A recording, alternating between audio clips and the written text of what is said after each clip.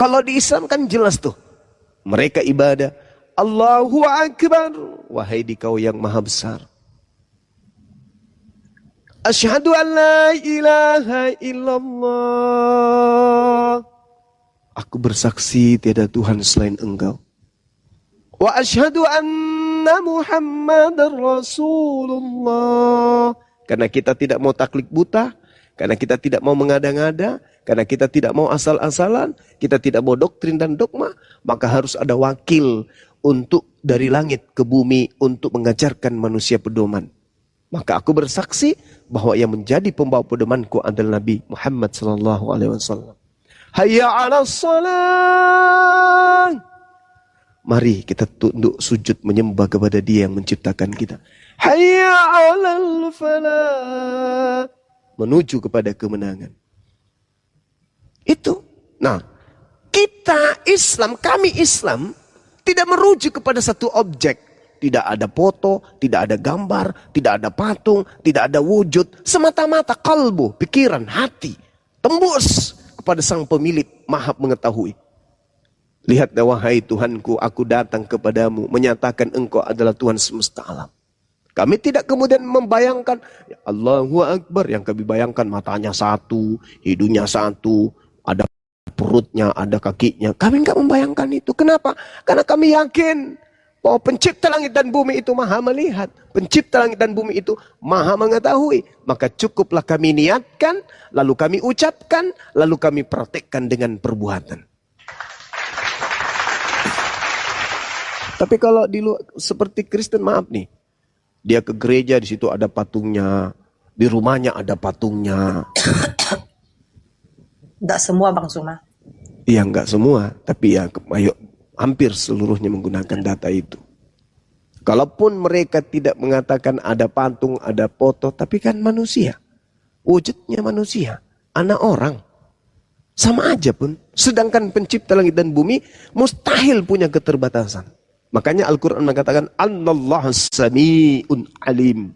Sesungguhnya pencipta langit dan bumi itu maha mendengar, lagi maha mengetahui. Karena Dia mengetahui, ngapain Dia turun ke bumi? Karena Dia maha mendengar, ngapain Dia turun ke bumi? Cukup Dia mengetahui, cukup Dia mendengar. Bahkan dalam Al-Quran, sanurihim. Al-Quran menjelaskan bahwa Allah menjadikan dirinya diketahui oleh hamba ciptaannya dengan menitipkan apa yang dititipkan oleh Tuhan pencipta langit dan bumi kepada kita manusia untuk kita tahu tentang dirinya. Akal dan juga hati, ruh. Itu. Sekarang kalau kita lihat nih, kita lihat tangan, coba kita lihat tangan kita. Oh, ini daging. Ini daging nih, ini daging, ini tulang, ini kuku. Apalagi ini urat, ini bulu-bulu, ini lengan nih. Kita tahu. Tapi adakah yang tahu tentang roh? Nggak ada. Padahal kita ini adalah roh itu sendiri. Roh itu sendiri.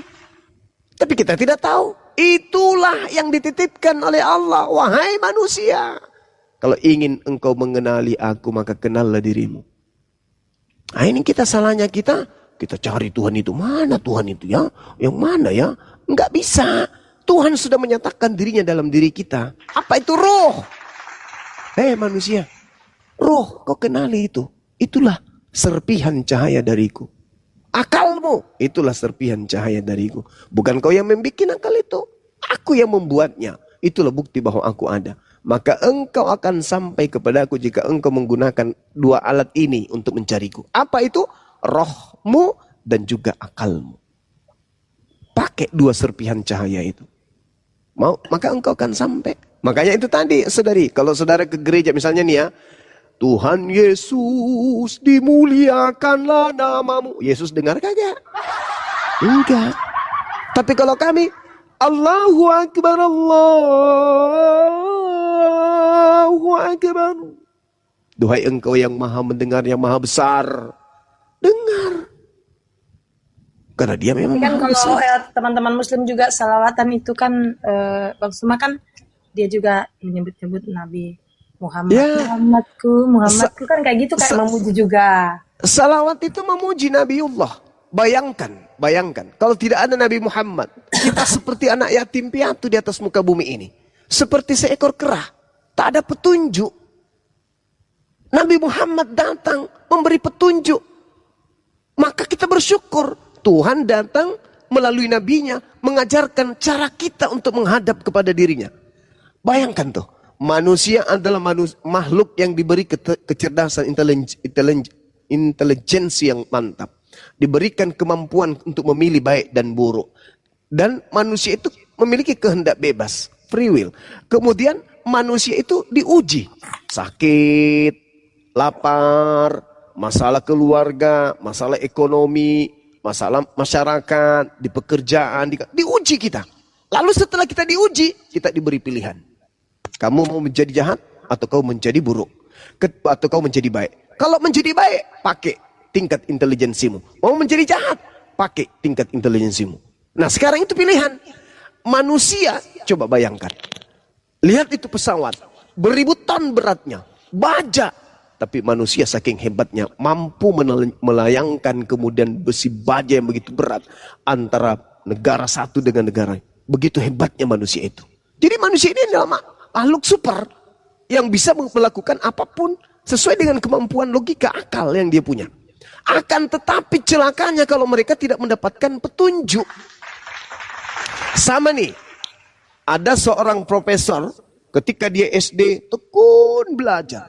Kerjanya cuma menghitung matematika, kimia, fisika. Habis waktu. SMP begitu lagi. SMA begitu lagi. S1 begitu lagi. S2 begitu lagi. S3 begitu lagi. S4. Supervisor dia kemudian tak bisa lagi dia berjalan. Tinggal otaknya yang berpikir. Ketika orang datang bertanya, dia hanya bisa memberikan teori. Tidak bisa lagi berpikir. Ilmu bermanfaat. Tapi ketika dia mati, kemana dia pergi?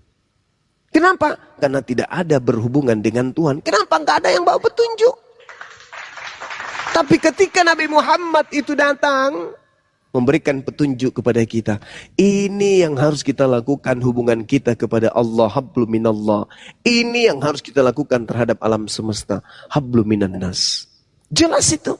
Maka berbahagialah kita umat Islam ini. Kenapa berbahagia?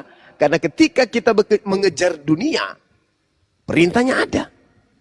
Kejarlah duniamu seakan-akan engkau hidup terus menerus. Untuk apa? Untuk membantu yang lain, untuk bersedekah, untuk menafkahi dan seterusnya. Tapi ingat, kejarlah akhiratmu seakan-akan engkau mati esok pagi. Lengkap Islam itu. Kami sholat ada perintah, kami puasa ada perintah, kami begini ada perintah, kami begitu ada perintah. Lah kalau saudara Kristen, ke gereja ada perintah enggak? Nyembah Yesus ada perintah enggak? Ibadah minggu ada perintah? Nggak ada perintahnya. Jadi serba dibuat-buat. Kenapa? Karena sejatinya utusan pencipta langit dan bumi turun ke bumi ditolak. Yesus datang hanya untuk Bani Israel. Musa datang hanya untuk Bani Israel. Daud hanya untuk Bani Israel. Yesus hanya untuk Bani Israel. Sementara kalian, kita ini bukan Bani Israel. Maka siapa penolong kita? Datanglah kemudian Nabiullah baginda Rasulullah Muhammad SAW yang diutus untuk seluruh umat manusia. Litubayyina linnas rahmatan lil alamin. Beliau diutus untuk itu. Jadi sejatinya beliau diutus untuk seluruh umat manusia setelah dia datang dan sampai hari kiamat. Saudara-saudara menolaknya, malah mengikuti oknum yang tidak diajarkan untuk diikutin.